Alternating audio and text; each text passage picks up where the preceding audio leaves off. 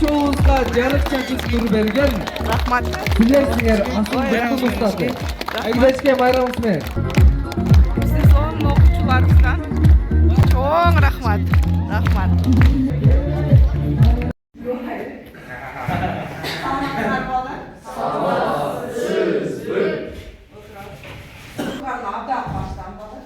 Bugün de bizde özgöçre manevi sağlık bu.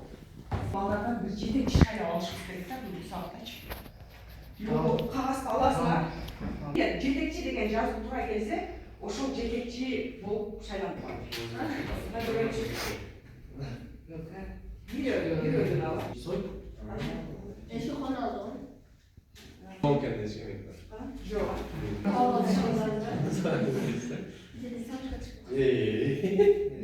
Cetekçi değil. Maalesef.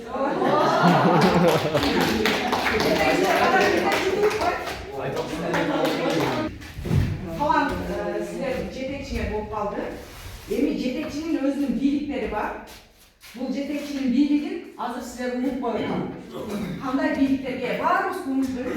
Bu alsa. Жетекчинин бийлиги бүгүнкү сабакта жетекчи катары катуу тартип киргиземин. Баардык окуучулар ордуларыңардан туруп менин уруксатым менен кандай сүйлөйсүңөр. Бүгүнкү сабакта жаңы башкаруу системасы иштейт.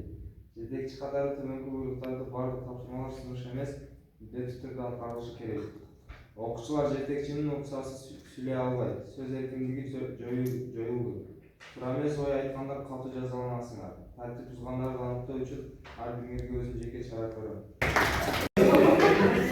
Cetekçiler alışık. Yok notu bu sonra bir cetekçi yok. Cetekçi sen hukukları karap, sağlık başlaması boyunca bunday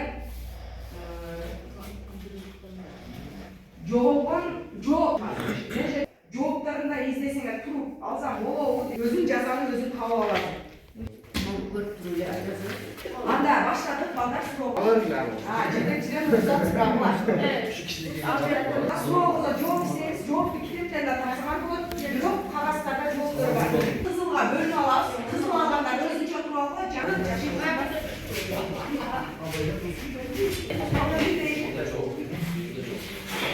Cetekçi kim söyler? Aytarsın kim söyler? Onu rahat konuştuğunu.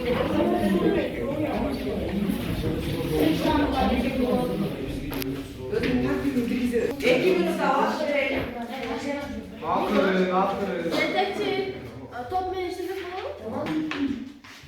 Allah o sıra özgürce oturuyor.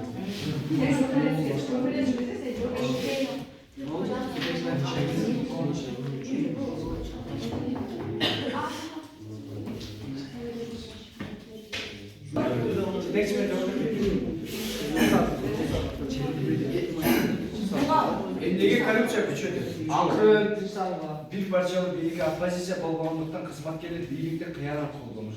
Sovet hükümetinin önce tarmaklarının açtığında önütürü hareketlere kadar kesinlikle alıp geldi. Sovet hükümeti önce borbor boşluğu rel tabiatı şerli tarmaklarda önütürüğü basım cesalan.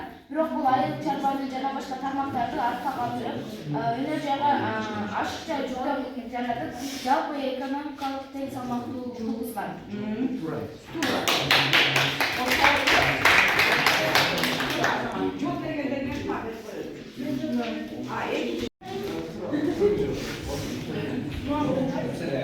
Bir parça alışçı emniye Evet,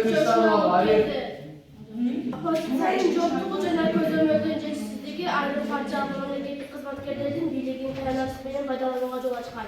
Бул коррупция менен бюрократиянын күчөшүнө себеп болгон. Муну ооздуктоо үчүн Ленин партиянын борбордук комитетинин ишин күчөтүүнү жана инспекцияларды кайратууну сунуштаган. Жетекчиликтерине эң жөнөкөй карапайым адамдарды бийликке алып келе баштады. Карапайым элдин колдоосуна ээ болуп болгон, бирок натыйжада бул башкаруудагы тезиктин начарлашына алып келген. Суроо, чет элдик инвестициялардын токтошу эмнеге алып келди? Россияда чет элдик менчиктерди улутташтыруу жана батыш капиталын төлөбөй коюу саясаты Европадан инвестиция агымын токтоткон. Натыйжада өлкөдө өнөр жай өндүрүшү толкундап, оор секторго ашыкча күч келген. Туура.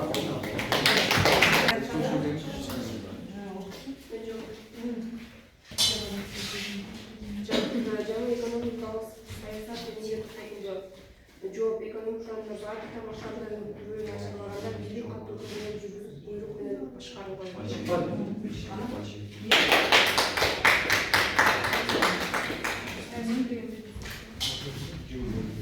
Чет элдик инвестор эмнеге өкмөт бар, жок. Өкмөт батыш капиталды төлөбөй чет элдик менчиктерди тартып алды.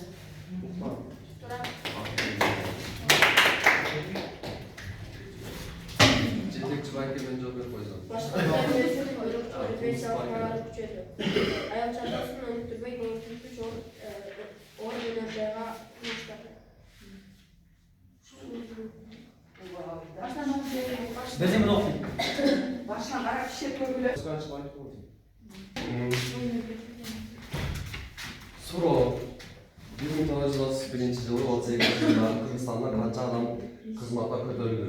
Жок. 1023 адам жетекчилик кызматка коюлуп, алардын 710-у кедей эмгекчи катмардан чыккан кыргыздар эле.